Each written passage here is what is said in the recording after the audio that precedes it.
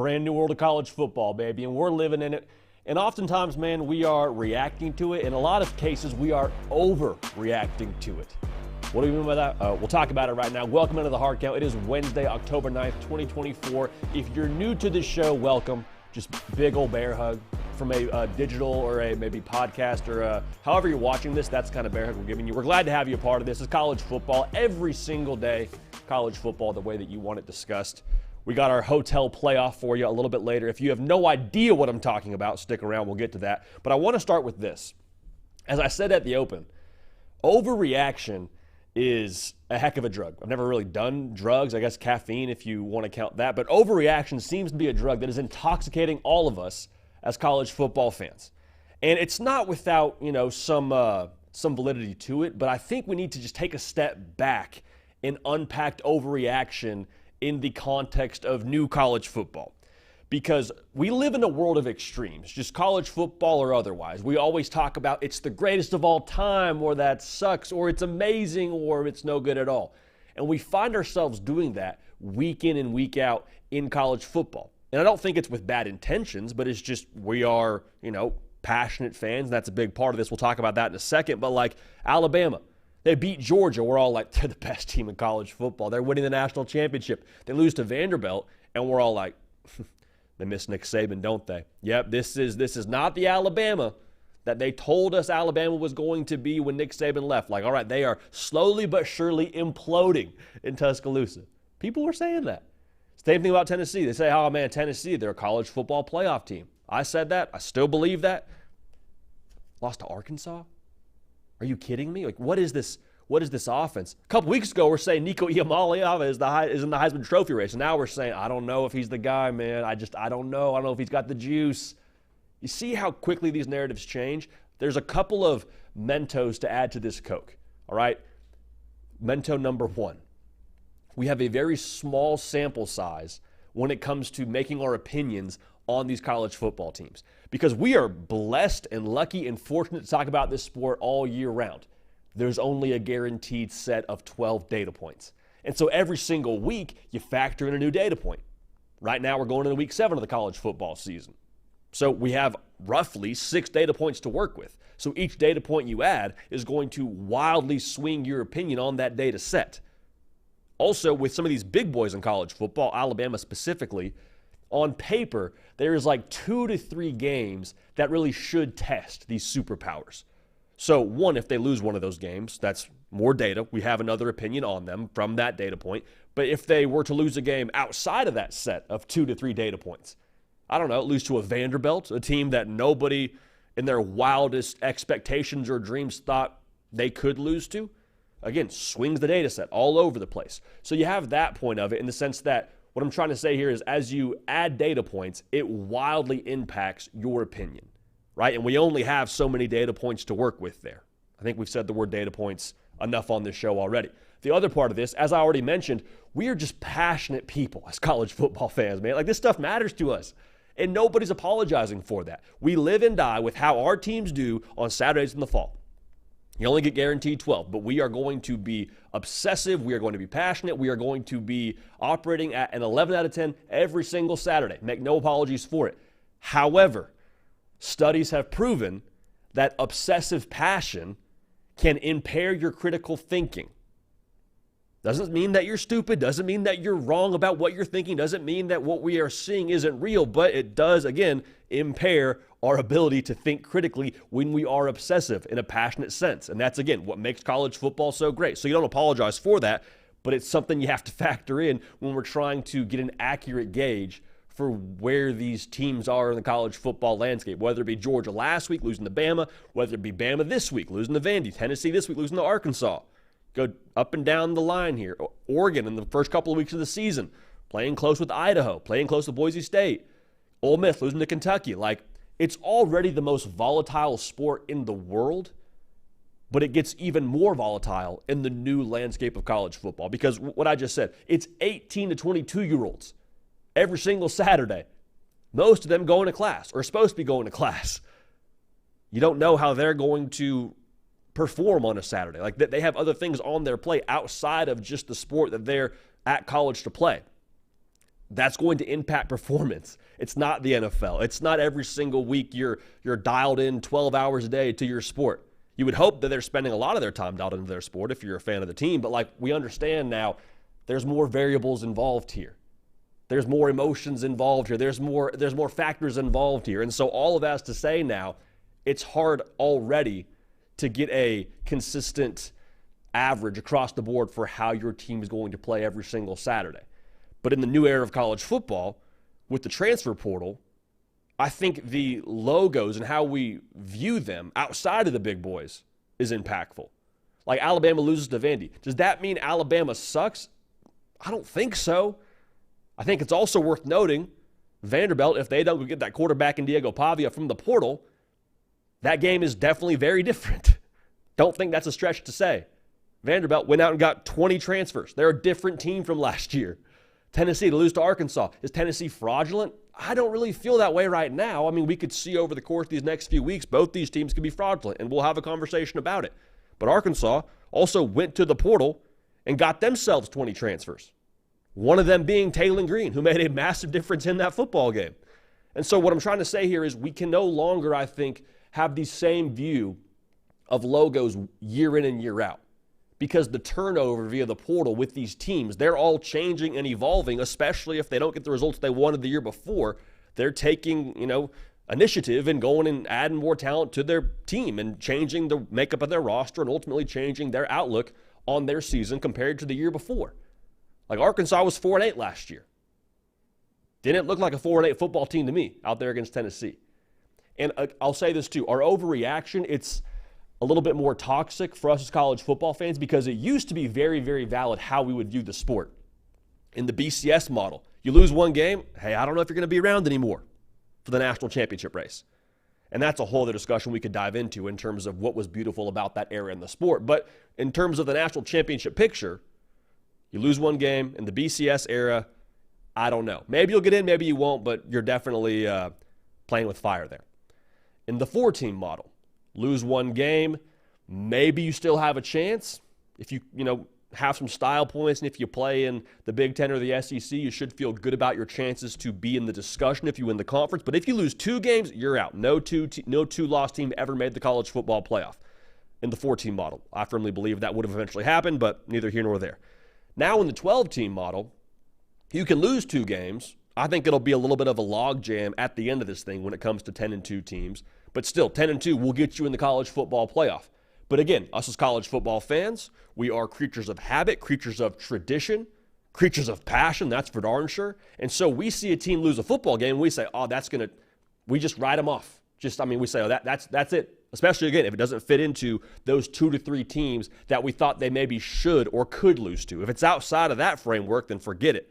Then they're fraudulent, right? So what's the point of all this? The point of this whole thing is a loss to an inferior logo, again, may not mean what it used to mean.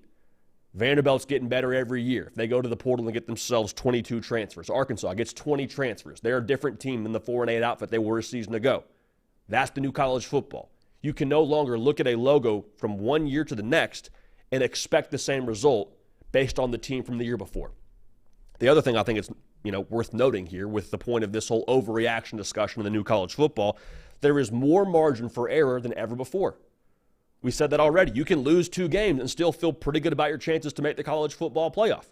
Now for Alabama, a loss coupled with that loss to Vandy, your resume starts to have some questions. But the bottom line here is if Alabama wins the SEC, obviously they're in the college football playoff and they're in there with a bye. And that's still on the table for Alabama. Tennessee, same deal. You go run the table. You go beat Bama and Georgia. I don't care who else you lose to. You're in the college football playoff. All right? That's how this thing is going to work. So I think when we talk about what's wrong with these teams, that's a totally fair discussion to have. Like, it is not an overreaction to say, hey, Alabama's defense, they got problems. Hey, Tennessee offensively, Nico Iamaleava, got to cut it loose, baby. Got to cut it loose. We have to find some more firepower offensively. Those aren't overreactions. Georgia, we got to figure it out and start quicker. Those aren't overreactions. But to say that, oh, man, Tennessee, they're fraudulent. Bama, they're fraudulent. We don't know that at this point in the year. We don't. I wish we did. I wish we had, without a shadow of a doubt, information internally as to what these teams are going to be, but we don't know. There's no absolutes. If we did know, we'd go put all of our paycheck on these different teams to have a certain outcome that we already know is going to happen, and we'd be rich. We'd retire on an island. It'd be great. However, that's the beautiful part about this sport. It's volatile. It's wild. Bama could lose to Vandy like they just did and then go win the whole freaking thing. That's on the table here. There is more margin for error, and there's also, I think, more with that margin for error, more time now to correct these mistakes and then go on a run and have the season you want to have. So, in the spirit of overreactions, let's let things bake a little bit, all right? In the conversation around the greatest this, the worst that, let's understand now, week to week, 1 week no longer defines your season. It used to, and we love that about college football, but in the new era, no longer defines your season. The transfer portal changes the way that we view logos now year in and year out. Vandy's not old Vandy. Arkansas is not old Arkansas. They've added double-digit players to their roster, added new quarterbacks, and that changes the entire complexion of what they're going to be going forward.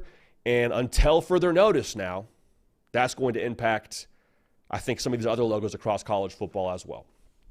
Again, glad to have you all in here, man. This show is the hard count. It is college football every single day. 3 times a week we are live, 11 a.m. Eastern, Tuesday, Wednesday, and Thursday.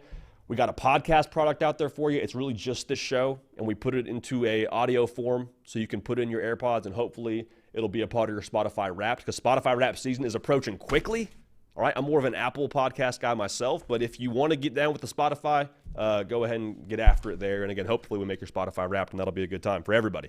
On Wednesdays here, we do a segment that we used to call Playoff Tiers, and that was just, I thought it was a boring segment, to be honest. Not the segment itself from a content perspective, because we do our very best to try and make college football as entertaining from a content perspective here when we talk about it as the games itself, which is a tall task, but it is what it is. Playoff Tiers is a boring name. A boring name for a segment. So we have since pivoted, starting last week, to the segment we now call Hotel Playoff. Who's staying where? The playoff penthouse is teams, transparently, we feel real good about. Like, I'd be surprised if they did not find their way into the college football playoff. The lobby, think of it as like bubble watch for those of y'all that are dialed into March Madness. These are the teams that have a chance, maybe got to, surge a little bit here and put some things together to find themselves in the college football playoff. But we're not out on them by any stretch of the imagination, chilling out in the lobby, trying to get up there to the penthouse. Now, there's a couple of teams now, too, that we would say are waiting on a reservation, outside looking in. It's not out of the question they can make the college football playoff, but it also means that, hey, we got some ground to cover here. We got to start ripping the phones a little bit here, get on Expedia, talk to all your plugs in the hotel world and see if they got a room for you. You're waiting on a reservation into the playoff. Not out of the question, but time's a ticking. And then we also have the G5 party, and they just have a good time. We're going to talk about some academies on today's version of Hotel Playoff, so we'll check in there, and that'll be a real good time. About to get into that right now. We also have Florida at Tennessee on the docket for you. That's going to be a movie. That's a game that has a wild point spread, just to be real here. 15.5 right now. It's favoring the Vols. It's not so wild that it's favoring the Vols. It's wild to me that it's 15.5 points, and Tennessee is 2-17 in their last 19 meetings. So we'll pick that one, and then we'll also circle back to the overreaction conversation and discuss a little bit about what's going on with Alabama. Because I think again, there's just, folks are just running wild with some narratives. Not all of them are without some validity, but a lot of them, I think, are just way out there in crazy town. So we'll break it down together. Really quickly, want to let y'all know, the hard count brought to you by our friends at Prize Picks have a Prize Picks square that I really like a little bit later in the show for you, so stay tuned for that. Code HARDCOUNT, $5 in lineups, gets you $50 in promo funds. I keep saying we're hot right now, and people are like, okay, cool. Dude is bragging that he's hitting a couple of plays on Prize Picks. Congratulations. The reason why I'm saying that we're hot, we had a play hit this past Saturday that had no business hitting. There's a quarterback who will remain nameless for the sake of this segment, and at the end of the game, his attempts number, he's right at it. Like, they're driving, he has a chance to go over this attempts number, and I had the less on his total, okay? I had the less on the attempts. He is at 29 attempts. It's the last play of the game. And I'm like, okay, I looked to my wife and I'm like, hey, I'm sorry, we just lost X amount of dollars that we put down on this. Because he's about to throw one more football to try and win the football game, and that's going to be the over on the attempts. It's going to be the more on the attempts, excuse me. So what happens? Drops back to pass, doesn't see anybody, runs the football. on the last play of the game. Should not have happened, but we've had enough bad beats in our time in this space to where we got one that just flew our way inexplicably. We're rolling. So if you want to fade us, be our guest. I'm just telling you stuff like that is happening for us right now. I would follow us. Again, a play for you, a square we really like a little bit later in this show. So I explained hotel playoff penthouse, waiting in the lobby, and then waiting on a reservation, and then the G5 party. So let's start with the playoff penthouse. These are teams that we feel good about.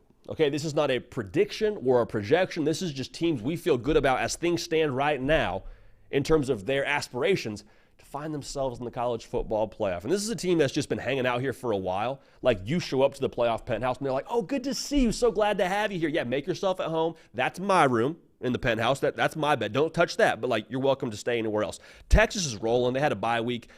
Quinn Ewers went down. Arch Manning spun it. I mean, it is what it is. Red River this week, baby. We say it a lot. Red River.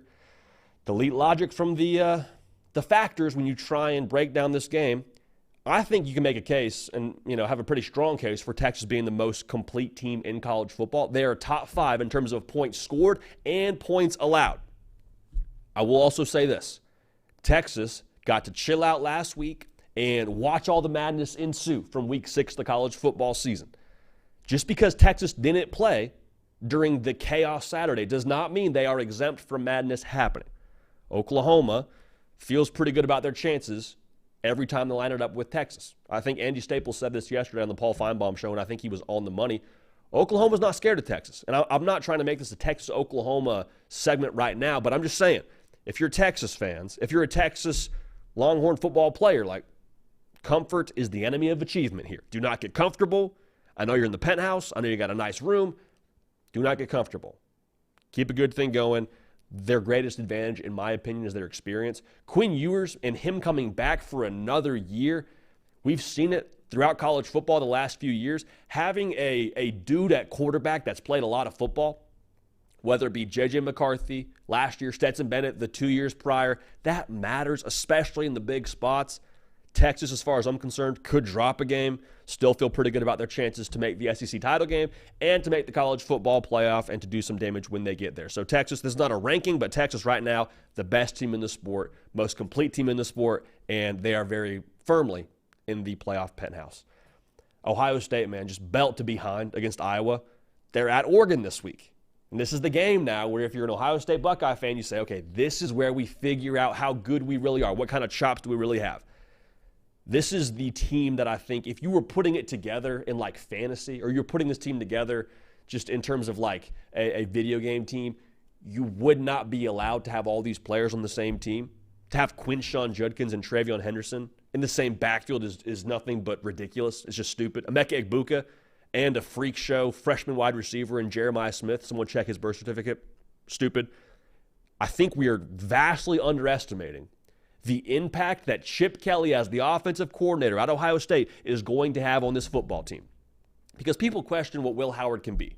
And to some degree, that's fair. Again, I think he is an upgrade from Kyle McCord, from what he brings to the table. But again, it's fair to have that question. What can Will Howard be for you? Chip Kelly got Darren Thomas to a national championship. They didn't win it, but he got him to a national championship. You're saying, who's Darren Thomas? 1, exactly. 2, put some respect on his name. 3, I think Will Howard is better than Darren Thomas, is what I'm trying to say. They're going to get more creative in the run game. They're going to be, I think, more dynamic overall as the season wears on. Chip Kelly is one of the best offensive minds in the sport. We have been, I don't want to say robbed of that while he was a head coach at UCLA, but I don't think it got the shine that it deserves.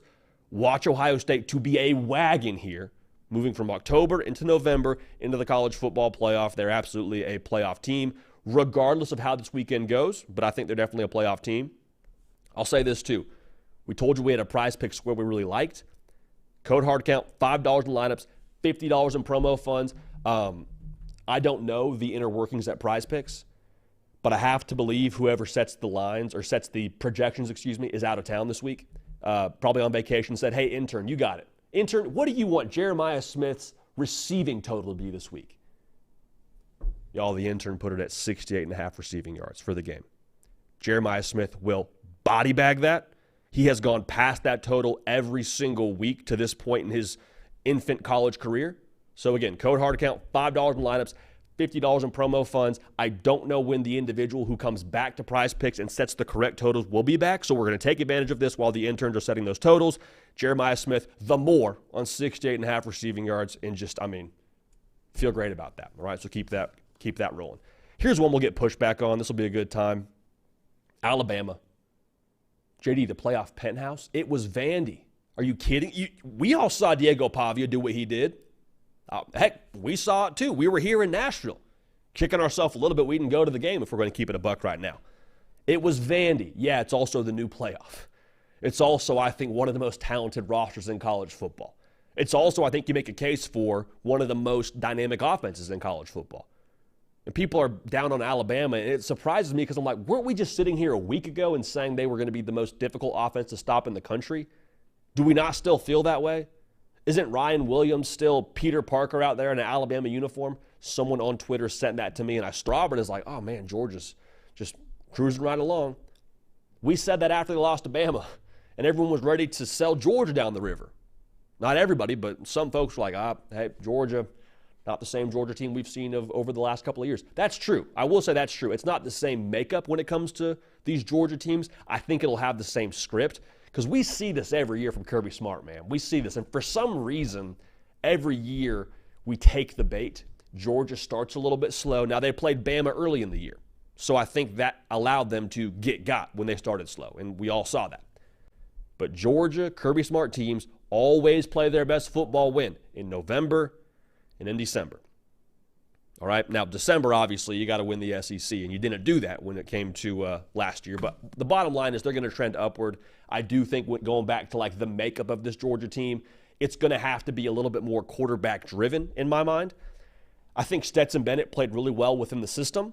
I think Carson Beck will have to drive the system a little bit more because there is no Brock Bowers, there is no Ladd McConkey. Still some good weapons for Georgia on the perimeter, but I don't think they have necessarily what they've had over the course of the last couple of years in terms of like generational freak show tight ends. All right, so Georgia for me, still in the playoff penthouse. It's funny the difference a week makes when it comes to the narrative. BYU, yep, BYU. JD, why do you have them here? Honestly, I don't know how you turn them away at this point, man. Like I don't know how you tell BYU you can't stay in the playoff penthouse. Right now, they're undefeated, not just in Big 12 play. They're undefeated. Period. They beat the brakes off of what I think may be the best Big 12 team in Kansas State. So if I'm BYU, I say, hey, glad to have you here. Wipe your feet as you walk in. You may not stay too long, but we're glad to have you here. Enjoy the playoff penthouse. Why don't you get yourself something out of the fridge? That's what I would say. So they're in the playoff penthouse right now. If you're saying, hey, Iowa State should be there instead of Kansas State, be my guest. But right now, I think BYU has every right to the playoff penthouse. Miami is still in the playoff penthouse as well. And, I mean, if you stayed up till 1:30 or 2:30 watching that football game, you're at the right place. You probably already watched this show because you're just a college football sicko.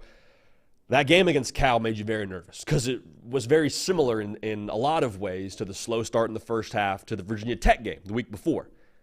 I think the spots are worth paying attention to. The Friday night, Vatek wanders in there with 2 losses, got to go coast to coast, 10:30 Eastern kick for Miami. I guess it was 7:30 local if you were in Berkeley. The bottom line here is tough spots to play. Travel, Friday night, all those things. I still get the vibe now that Miami is very capable at this point of losing a football game. Those last 2 weeks have shown us that.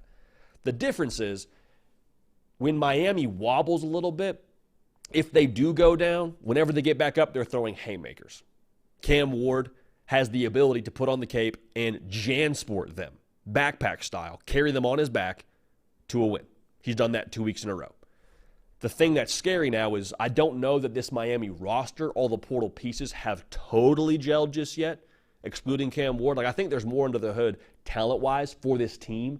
Once that all starts working, once it all connects, get the engine firing on all cylinders, then Miami, I think, could really be a problem. But honestly, they could drop a game, still feel pretty good about their chances to get to Charlotte, win the ACC, enjoy that bye. You're in the college football playoff. So I think Miami is definitely in the playoff penthouse as of right now. And I get that you're concerned about the last 2 weeks if you're saying they shouldn't be in there. But for me, Let's just see how they respond off the bye. We'll learn a lot against Louisville. Clemson.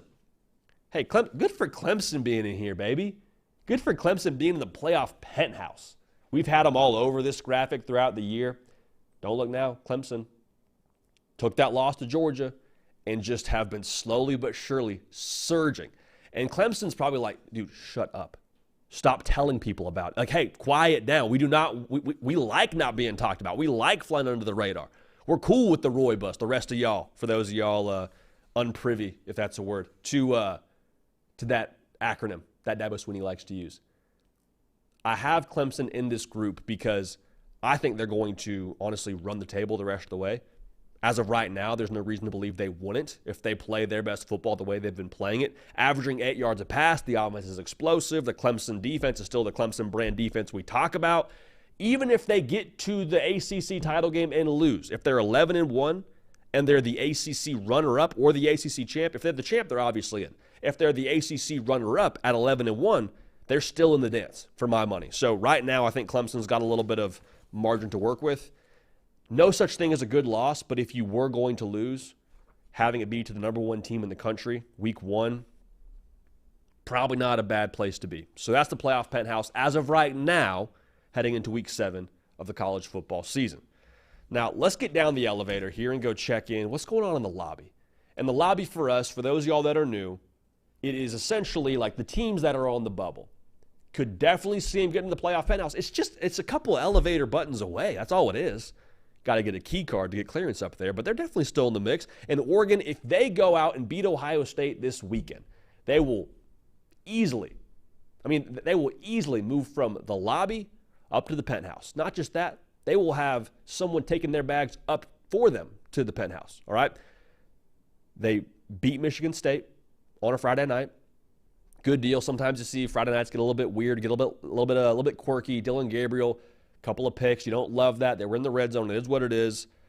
The way that I feel about Oregon right now and why I don't have them in the playoff penthouse, even though they're undefeated, even though they've looked great the last 3 games, I felt like Oregon sort of borrowed money from me.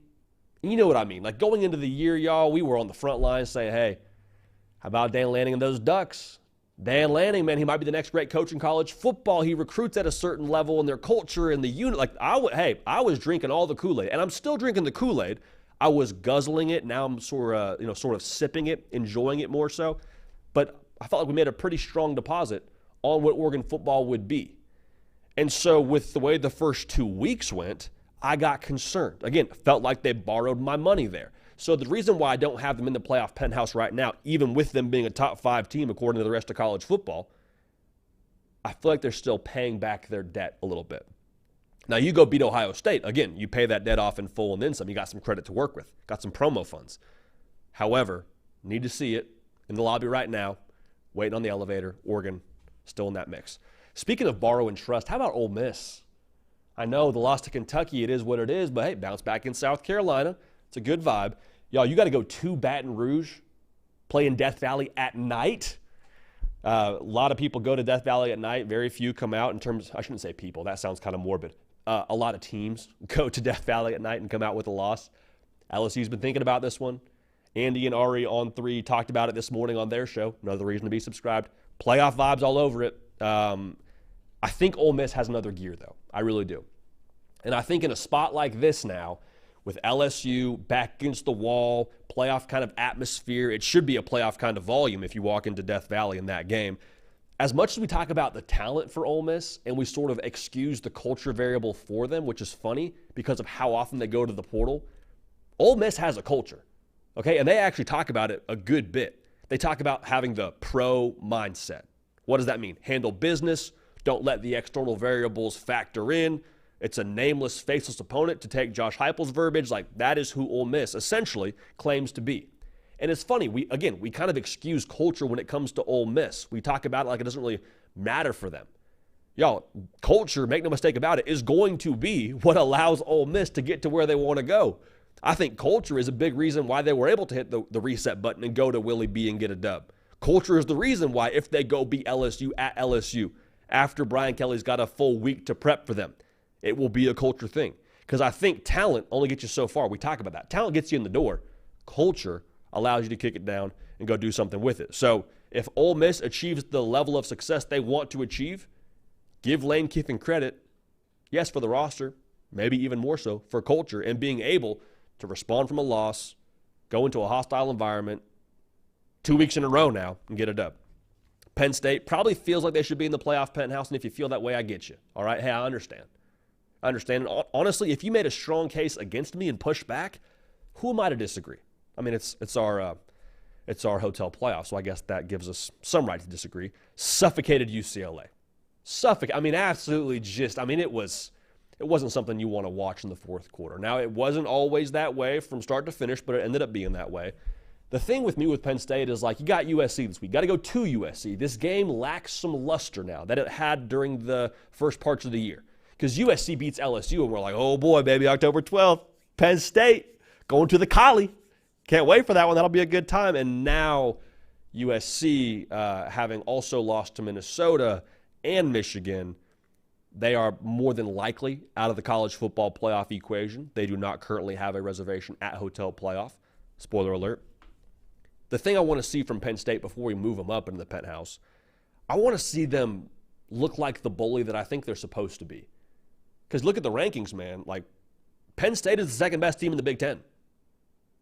That's not me like saying that as an opinion. That's what the rest of the polls are telling you. Penn State's a top 5 team in America right now. And so if you're going to be the bully, you do bully things. You go into somebody else's place. You go beat a Lincoln Riley offense. You go beat a Lincoln Riley defense, maybe more importantly, and you go take the life from them. That's what you should do if you're a Penn State football team, if you're the Penn State bully that we've talked about. And you know how I think they're the bully? It's because they lined up an offensive lineman at slot receiver, brought him in motion, and then took the soul of a UCLA defensive end.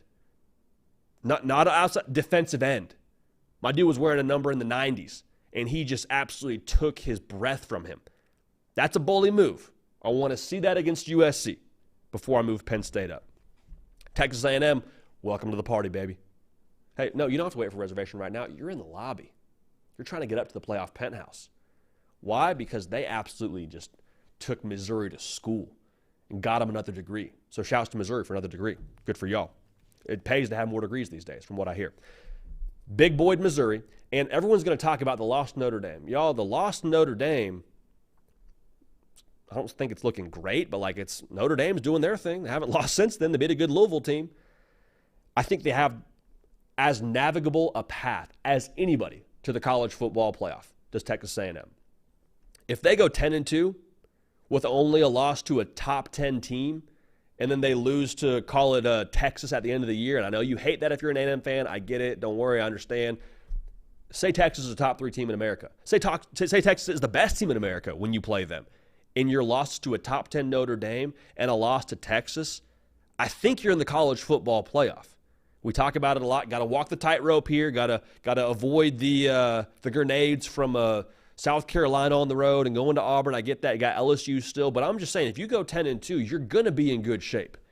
And honestly, I know everyone's talking so much around the Notre Dame loss. I think the Missouri win, when you 30-piece a team that comes into your place as a top 10 team, I think that should atone for the Notre Dame loss. I really do. Not saying that you view them as an undefeated team right now, but I do think with the way that A&M is playing football, running for over 200 yards, holding the opposition to less than 100, it's a real deal Texas A&M defensive line. That is a real deal rushing attack. If the quarterback can do what Connor Wegman did, whether it's him or Marcel Reed going forward, and I would fully expect it to be Connor Wegman, just so we're all aligned there, A&M's going to have a shot. They are going to be in the mix for the college football playoff. Mark my words. One more team to talk about here in the lobby. Man, it's a great basketball movie. How about the Hoosiers? Indiana, baby, in the lobby. Indiana just hanging out there. They beat Northwestern last week on a bye this week. They're quietly undefeated. They have not scored less than 30 all year long. They have not scored less than 40 since their first game. So Indiana, man, I get it. The path may not be the most direct to the college football playoff. It may not be the logo that we all expected to see when we look at these projected 12-team playoffs. But Indiana, you can't keep them out of the lobby for my money right now. So keep an eye on the Hoosiers. They're in the mix. They are firmly in the mix. And again, I mean, call a spade a spade. Like, this is a wild thing to say. The Fighting Cignettis, if they win the rest of their games, they're obviously in the college football playoff. They control their own destiny. How about that? Imagine Indiana playing a home game in Lucas Oil for the Big Ten championship against, I don't know, call it Ohio State or Oregon. I'm just saying. It is what it is. So those are the teams in the lobby right now. Let's go check out the people waiting for a reservation. In hotel school, which, again, is what I went to school for, believe it or not, they talk a lot about how to appropriately walk a guest and not like physically like take a guest on a walk. Like there's a lot of times now where someone shows up to your front desk and they're like, hey, I had a reservation. You're like, ooh, sorry, we actually overbooked. And you have to get them a reservation somewhere else, or they have to wait on a reservation. So who are those teams right now in the college football playoff landscape? I think LSU is one of those teams without question. And we keep saying this with LSU. I don't have an issue with the team itself. The path is what's so hard for me to get behind. Well, they have a chance now to take a massive step forward on their path. They got Ole Miss this week at home. We talked about what it means for Ole Miss. If LSU beats Ole Miss, I'll say this. They jump back in the lobby. How about that? Maybe you don't have the reservation that you wanted, but you're in a better position now to feel a little bit more comfortable in your chances to make the college football playoff. Still have Oklahoma. Still got to go to the Swamp. Still got to go to Arkansas, which looks different than it did a few weeks ago. But LSU, we'll see. We'll see. Also, they have to have Bama come play them as well. And Bama looks a lot more beatable as well after last week. But LSU waiting on a resi as of right now. Also waiting on a reservation, Notre Dame. Off a bye. Hosting Stanford this week. I mean, if I'm Notre Dame, man, I got some friends that are Notre Dame fans. This is what I would tell them. I ain't hear no bell. Yeah, the NIU loss sucks. Yeah, it's embarrassing. Yeah, it's not fun having Scott Van Pelt talk about you on SportsCenter and talk about, what you didn't do and how you lost to a G5 team and all that. But I ain't hear no bell. Notre Dame, if they run the table the rest of the way, they're in the college football playoff. Now, here's the thing for Notre Dame. I think you got to add a little bit of sauce here. Got to add a little bit of sauce here the rest of the way. Because look at the schedule, man. We thought there was going to be some flag plant moments for them. Like we thought, hey, Florida State, if they can beat Florida State, amazing. They can beat USC. I actually tweeted out, embarrassingly enough, earlier, or I guess at the end of last week, I said, hey, USC Notre Dame will be for a playoff spot. They'll meet in Los Angeles. It'll be in the Coliseum. It'll be a playoff atmosphere, and they're playing for the last playoff spot. That probably will not happen. USC, for my money, staring down the barrel of a third loss. So going back to what I said, I think you got to add a little bit of sauce. You got to, I think, not only run the table, but you got to run the table with a little bit of style points to feel better about your chances. Now, 11-1 Notre Dame, they're in the playoff. Got to keep cooking. Got to keep cooking. Offense makes me nervous. Defense is great. Offense makes me nervous with Riley Leonard, but we'll see. We'll see. Tennessee, yep, I know, from the penthouse to now saying, can I get a reservation? I get it. The reason why you're here and not in the lobby, the reason why you dropped a whole tier in this discussion. Upset by Arkansas. It is what it is. It's not fatal, but you still have to play Alabama and you have to play Georgia. So before, those were the two losses. In theory, if you're a Tennessee fan, you're looking at before the season, doing the whole win-loss thing, trying to piece together a playoff run. Those were the two games you said, if we drop these, win the rest of them, we're in at 10-2. And I agree. Now you definitely have to split. Now you do have, technically, 2 ranked wins to your name over Oklahoma and NC State. NC State was ranked when you played them. And on this show, we freeze wins at least. The offense has got to find a new gear. They have to. Now, if they continue to look the way they looked against Arkansas, and Arkansas is a good defensive line, I don't know that they are the best defense you're going to see the rest of the way. In fact, I know they're not, based on what Georgia is. You have to find a way to be able to stretch the field. Because Nico Iamaleava has not thrown for over 200 yards in some time now. Okay, I think NC State was the last time he did it.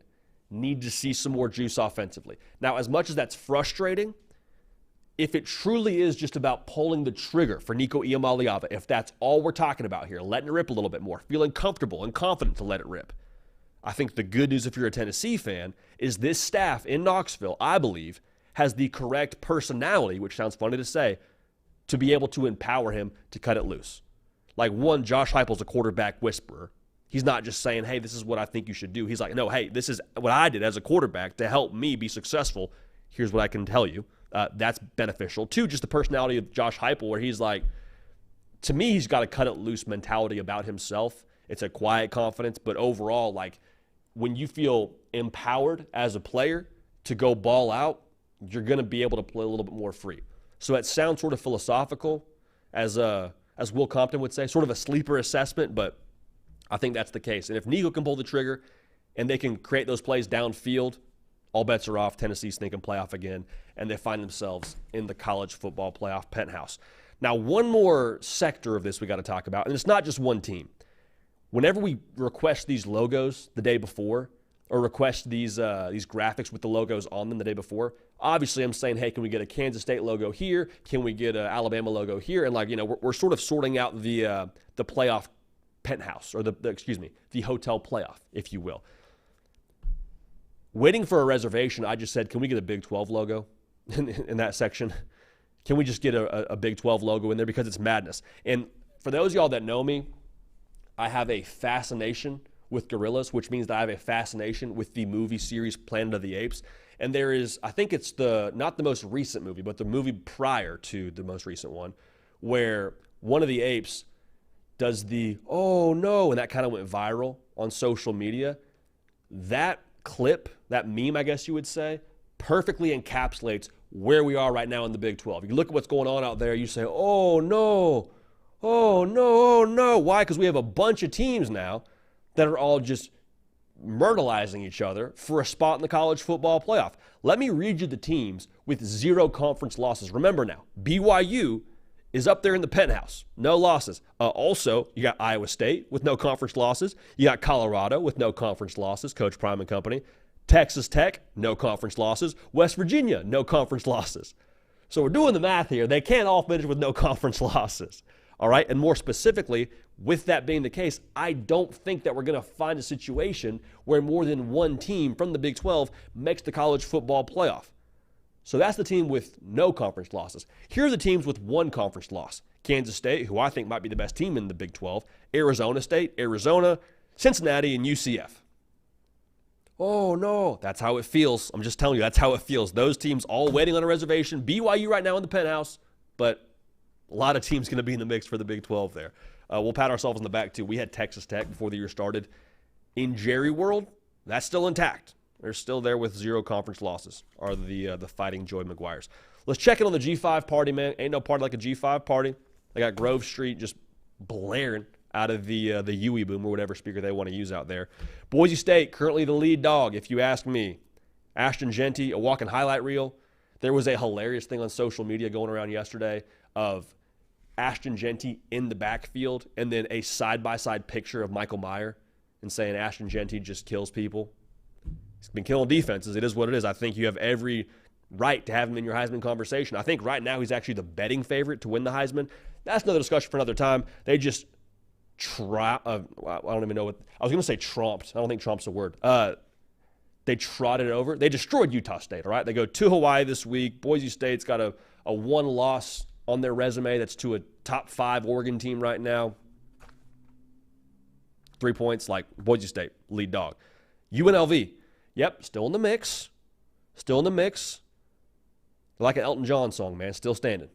They're still standing. They lost to Syracuse in overtime, to our Syracuse Orange on this very show, at Utah State this week. It all comes down to that game against Boise State on a Friday night, a little bit later this month. UNLV still in the mix. You hate they caught that L, but still in the mix. Liberty, they beat FIU last night in overtime. Quick discussion on Liberty. Andy Staples, before the year started, he made several predictions, one of which being Liberty is going to be undefeated and then be left out of the college football playoff. And I was like, whoa, okay. I mean, like, Andy's one of the GOATs in this space, but I was like, I don't know if I agree with that. If they go undefeated and they get left out of the college football playoff, like, would there not be riots on Liberty's campus? As this thing unfolds, I think Andy's exactly on the money. I don't think Liberty's going to lose a game. I also think if you put them in over Boise State, you're taking crazy pills. Or put them in over UNLV. You're nuts. You're off your rocker. So Liberty, I don't know if they're going to have too much meat on the bone when it comes to their resume. It's great to be undefeated, but when you play like the equivalent of Yale every week, I don't have much for you here. Caden Salter looking awesome, but they got to find a way here to add some style of points to the rest of their schedule here if they want to find a way in the dance. Now, you know who really wins when we talk about the G5? And I've got some buddies at these different schools that have been on me, and I get it. Been getting after me and saying, hey, put us in this hotel playoff. What are you doing? Yo, Army and Navy, man. America is winning right now in the college football space. Both undefeated. And, I mean, Army just blasted Tulsa, about to host UAB. Navy beat the brakes off Air Force. Little academy on academy crime there. They're on a bye this week. There is a scenario now. I don't think it will happen, but just dream with me because it's intact right now. There's a scenario. Army and Navy meet for the conference title, okay? They play. That's a chance to make the college football playoff in some sense, okay? I think if you're undefeated, you win the American, you're probably in the dance. They play for the conference title. And then the next week, play Army-Navy, the rivalry game. Because remember, that rivalry game always happens after conference title weekend. That would be bizarre. That would be mental gymnastics. That would be chaos. That would be awesome. Imagine that Navy beats Army to secure the conference championship, and then they turn around the next week and Army beats them. Just for the bragging rights. I mean, I don't know how the bragging rights would work there, but Army and Navy, America's winning. Greatest country in the world, both those schools in the G5 party without question. Don't think they'll both be undefeated by the end of the season, just so we're on the same page, but let's dream a little bit. Let's live a little bit. It's a lot of fun. So, deep breath in, deep breath out, because we talked a lot there, but let's make sense of who we have where right now in hotel playoff. Where are we sitting right now? In the penthouse, you got Texas, Ohio State, Georgia, Alabama, BYU. Don't get comfortable, BYU. Enjoy this. Don't get comfortable, but you're in the penthouse. Miami and Clemson. All, I think, right now, you can make a very strong case for feeling good about your college football playoff aspirations. Again, BYU, not to throw shade, but just like, the Big 12's madness. Good luck out there. In the lobby, Oregon with a chance to move up if they do beat the Buckeyes in Autzen this weekend. Ole Miss, if they make the run they want to make to the college football playoff, it will be about culture, the pro mindset, funny enough. Penn State, want to see you be the bully this weekend. If you are the bully, go prove it against USC. They are in the lobby. Texas A&M, navigable path. And Indiana, man, not a basketball school. No. They're a football school out there in Bloomington. Waiting on a reservation. LSU, Notre Dame, Tennessee, and the entirety of the Big 12 to me is just like that Planet of the Apes scene. Oh, no. I don't know. Best of luck to everyone out there trying to figure that out. And then the G5 party, Boise State, Army and Navy. Gosh dang it, love America. UNLV and Liberty all just hanging out. Vibing out to Little Grove Street. It's a party, it's a party, it's a party. I had a buddy who did play-by-play, and when someone would hit a home run, I think he was calling a softball game, and the girl went yard, and he had this iconic call where he said, "It's a party, it's a party, it's a party." I just thought that was hilarious, so shout out to him if you're watching. Drake Toll, good stuff, baby. All right, hey, so if you're in Nashville and you love Whataburger, you're in luck, okay? Because this Sunday, October 13th, Colts, Titans, we will be doing some content from the Whataburger food truck. A little touchdown tour the folks at Whataburger are doing. Last week, they were in Athens, Georgia for Georgia-Auburn, and it's a good time, man. So make sure you pull up. Get your easiest win you're going to get all season long. They're going to be serving up hot and fresh Whataburger for you and the crew. Make sure to take an important detour on your way into the stadium. Remember now, your local Whataburger, always ready to feed the team, made to order, 100% fresh food, served hot 24/7. Again, the easiest dub you're going to get all season. So come say what's up. Josh Newberg will be there. I will be there. Whataburger will be there, which is the most important part of this whole operation. And it's going to be a good time, man. I know the folks out there that have moved to Nashville from Texas, there's a lot of y'all. Shouts to y'all. And Whataburger is essentially like a staple when it comes to what you do after watching a football game. Like high school football, after you finish watching one of those, Whataburger. That's where everyone's going. Same thing with some other fast food chains. I know that there's a certain buy-in there when they go watch their high school football. They'll go to X, Y, and Z, fast food chain. In Texas, though, there's only one answer. There is no divide. It is Whataburger, all right? And I think that's kind of the move right now in Nashville as well. So let's have a good time. Come have a good time on Sunday for the Whataburger touchdown tour. Speaking of good times, man, we got another little rivalry action here this upcoming Saturday. You got Florida going to Knoxville, Tennessee to play the Vols. Tennessee, a 15.5-point favorite. Ooh, it's a large spread now. That's a large spread. 15.5. I'm just saying, 7 Eastern, ESPN. The thing that I love about college football, there are many things. One of them is every single week you get to learn something new about your football team. Learn something new every week, because every single week your team has a different situation. How will they handle a letdown spot? How will they handle success? For Tennessee, we're about to see how they handle failure. Because for the entirety of their bye week, they had just beaten Oklahoma. It was, man, Tennessee's a playoff team. We still think they are, full transparency. Man, Nico is a generational talent. I still think he is. But after you lose to Arkansas, losing kind of makes you question everything, right? Hey, who are we really? You get the imposter syndrome that you probably already were dealing with before, because we all deal with it. How do they handle failure? Because now that safety net is gone. I mean, let's just talk about games outside of this Florida one. You got to play Bama and Georgia still.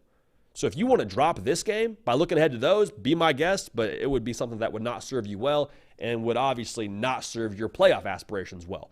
Now, in terms of history, I never know what to make of these stats because I don't really think they matter that much, but college football has a certain way of making them matter. Of the last 19 times these teams have played, Florida has won 17 of them. Now, Josh Heupel wasn't around for that. Nico Iamaleava wasn't around for that. Billy Napier wasn't around for all that.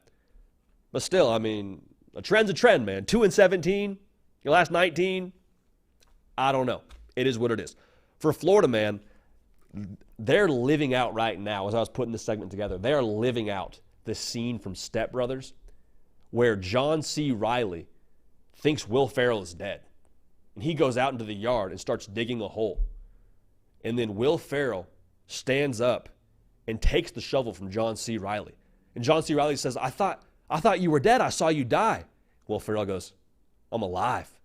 I used my ninja focus to slow down my heart rate. And then he just whacks John C. Reilly in the head with the shovel. That might be Florida right now. After Texas A&M, a lot of folks took him out to the front yard, dug a hole. They thought they were dead. We thought they were dead. Florida's still kicking, man. Now, UCF isn't like the Transformers of the college football world, but still, I mean, Florida, very much so alive right now. So, again, that spread is what it is. 15.5 points. On this show, we say, how would it happen? For Florida to upset Tennessee, I think there's two paths here in terms of how they would get that done.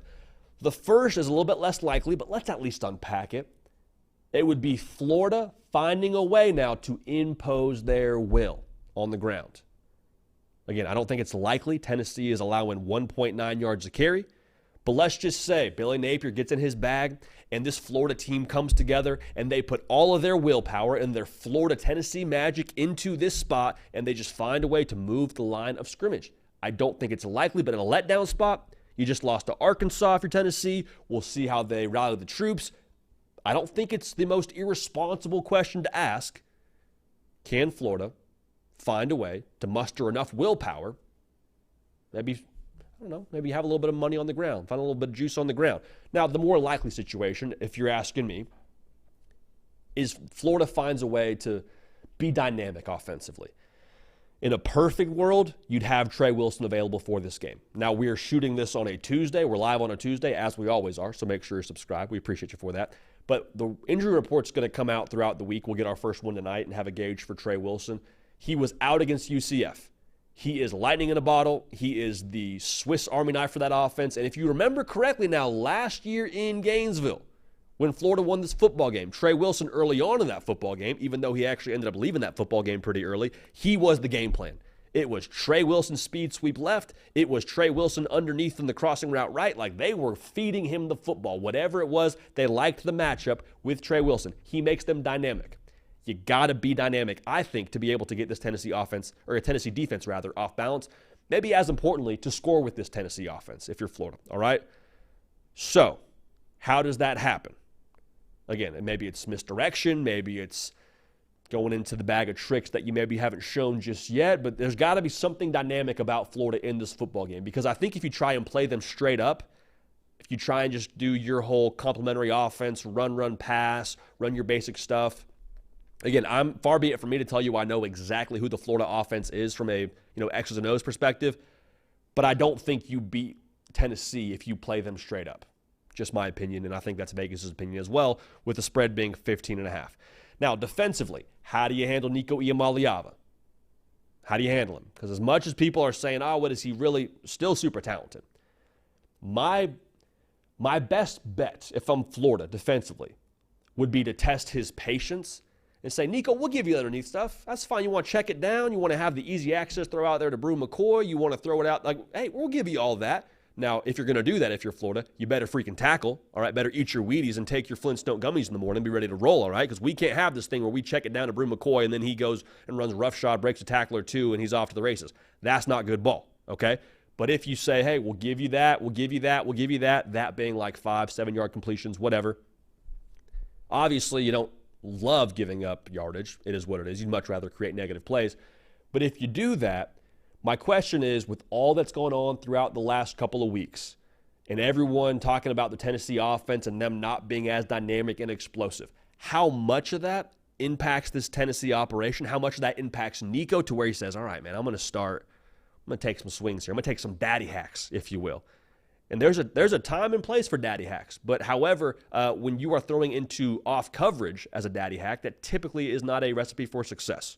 So the ultimate question here, does Nico Iamaleava start to press? If he does, turnovers happen, vibes are good for the Florida sideline, and then things start to get really interesting. And again, I keep going back to this number because you can't explain it, but 2-17, this game is weird. This game is very, very weird, and sometimes the better team or the better roster does not win. Is that Tennessee? Vegas thinks so, but will that happen? I don't know. Now, here's what I will say. I do think Tennessee has proven they can be a gritty, grimy, disgusting, gross operation offensively. Like, they can roll around in the mud and have it be that kind of game. Why? Because Dylan Sampson is a hooper, dude. He's a hooper.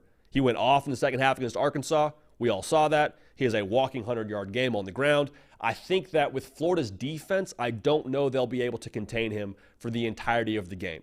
Now, if you want to help Dylan Sampson out, which is funny to say this out loud, if you want to help Dylan Sampson out, create those explosive plays downfield. But even if you can't, I think the Tennessee offensive line will be able to line it up, knock them out. I mean, Florida's allowing 4 yards a carry right now. It honestly could be a game like this. The Office is my favorite television show on the face of the planet.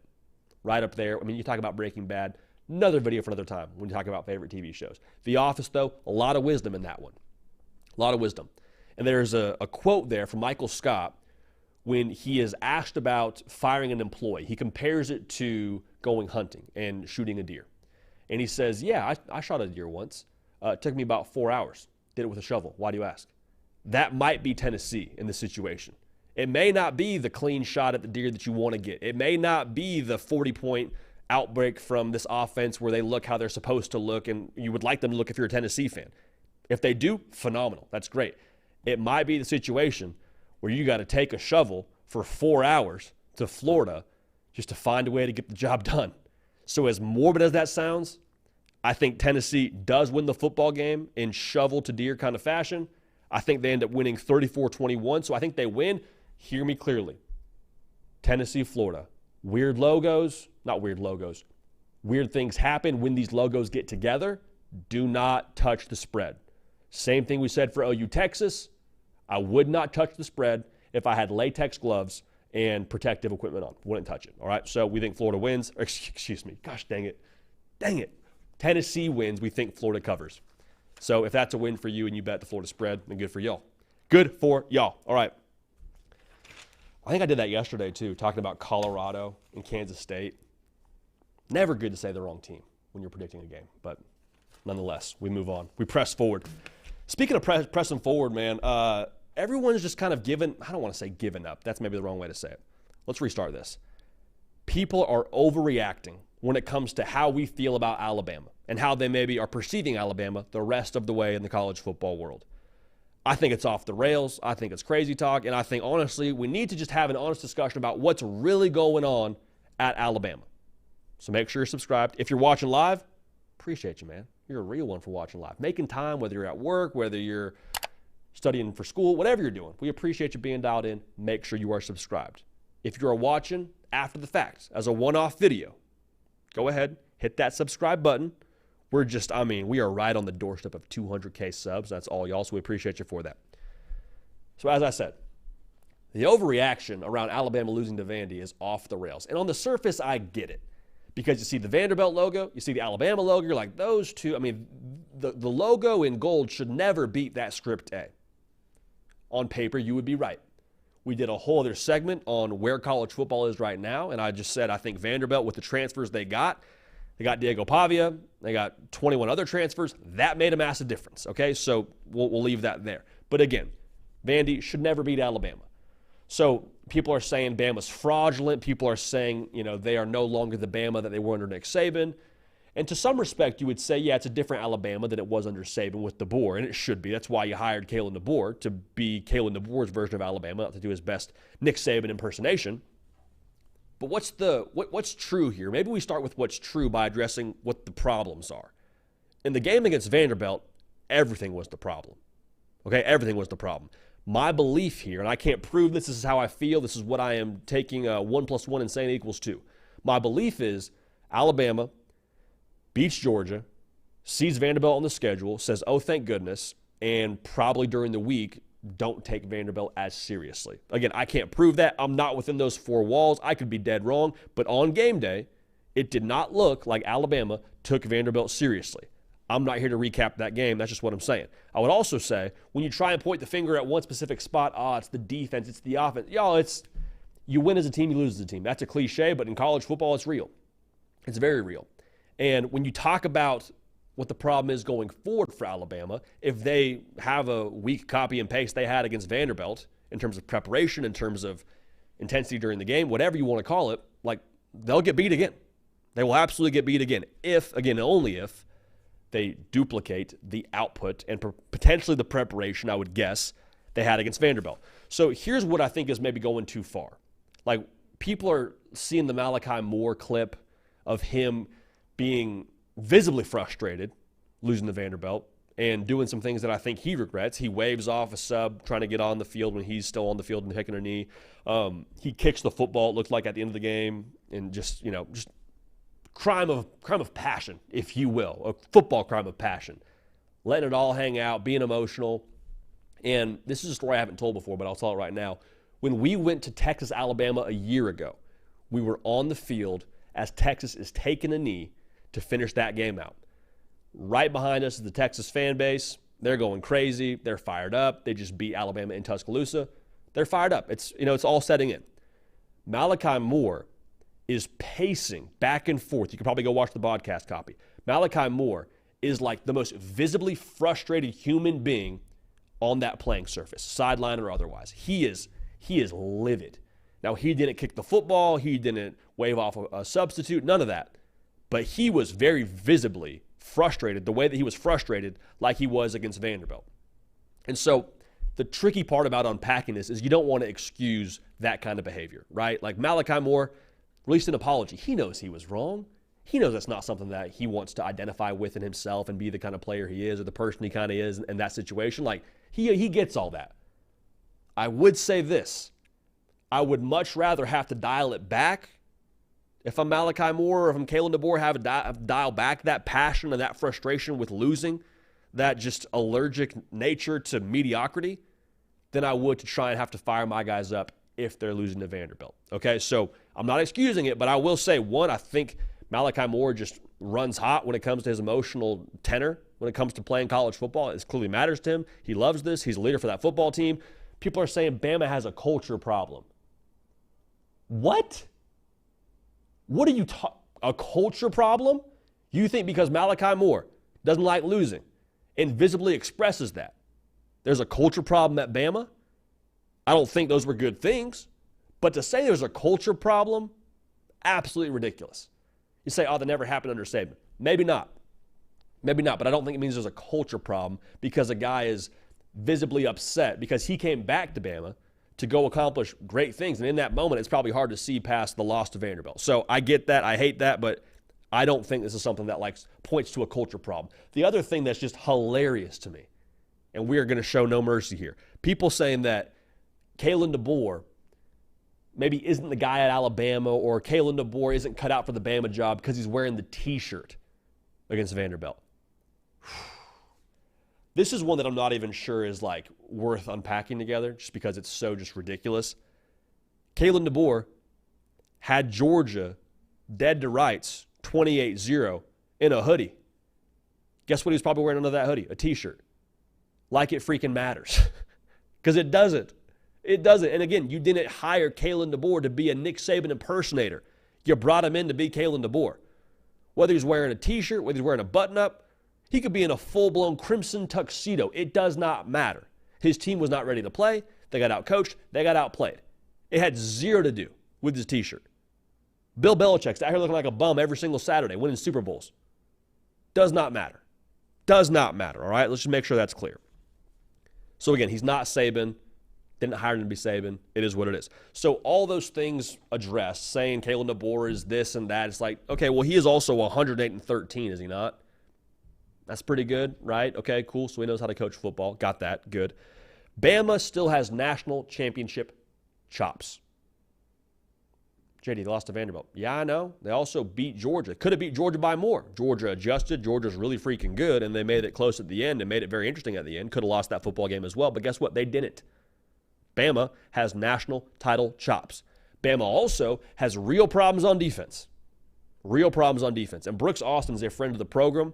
He does great work. He has a film breakdown on Alabama's defense against Vanderbilt. Go check that out. The synopsis, my big takeaway from it, Bama, schematically, did not, in my opinion, have the best play or the best scheme, the best approach to win that football game.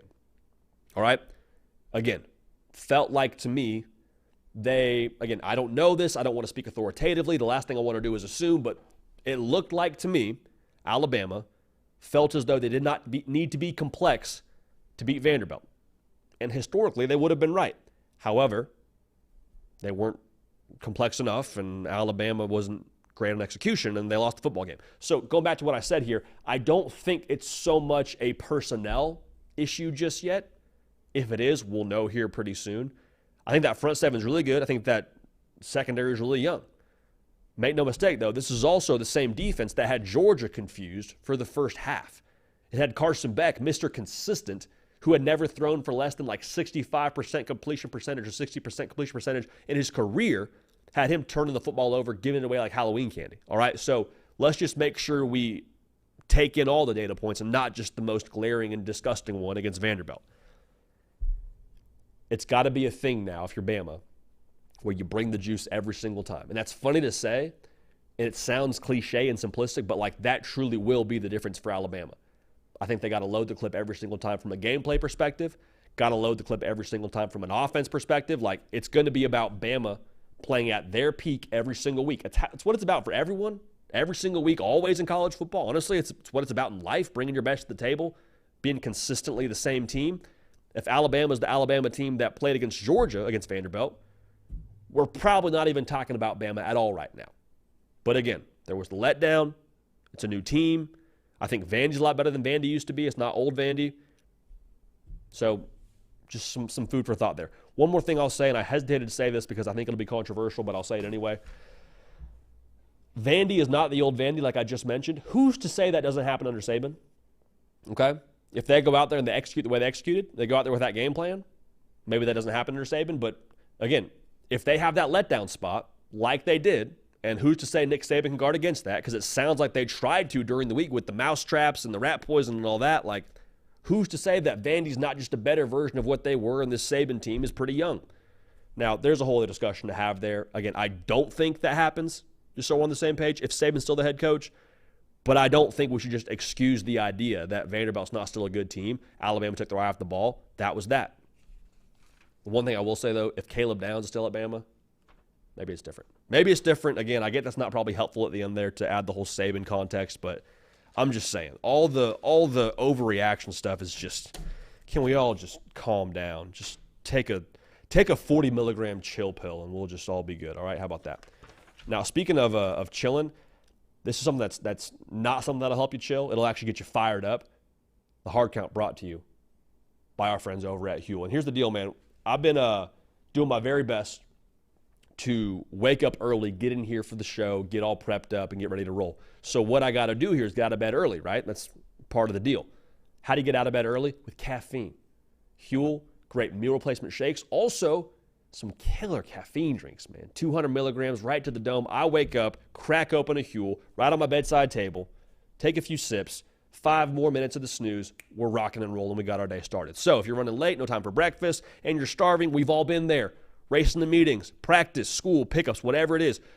But what if there was a delicious, dare I say nutritious meal that could be ready in seconds? The Hard Count brought to you by Huel, the world's #1 complete nutrition brand with over 400 million meals sold worldwide. Huel, trusted by millions of people to fuel their days with convenient, complete nutrition and caffeine. Try it for yourself with my exclusive offer for you today, 15% off with code HARDCOUNT at Huel.com. So again, 15%, HARDCOUNT, Huel.com. Unlock a healthier, easier way to eat and get caffeinated with Huel. Nutritionally complete meals in minutes so you can focus on what really matters. A lot of things that matter in your life, college football being one of them. This show, we appreciate it. Are you making it one of those things that matters to you? This is awesome, man. This is awesome. Gosh dang it. We're right there in the middle of it, man. College football season is here. Week 7 is a what you sign up for Saturday. If you're watching live on YouTube, I am slowly but surely peeking over the camera, looking at the board that we have in the studio. That's the studio predictions where we make our picks for the game each week. And not sure what we're doing a couple of these games, but it's going to be a good time nonetheless. Hey, we love y'all, man. This is special. Special that y'all are part of this. Special that we get to do this for a job. Feel very grateful, very lucky. We love y'all. We appreciate y'all. For Nick Brake on the ones and twos, for myself, JD Pickell, we're going to keep this party rolling. We will see y'all.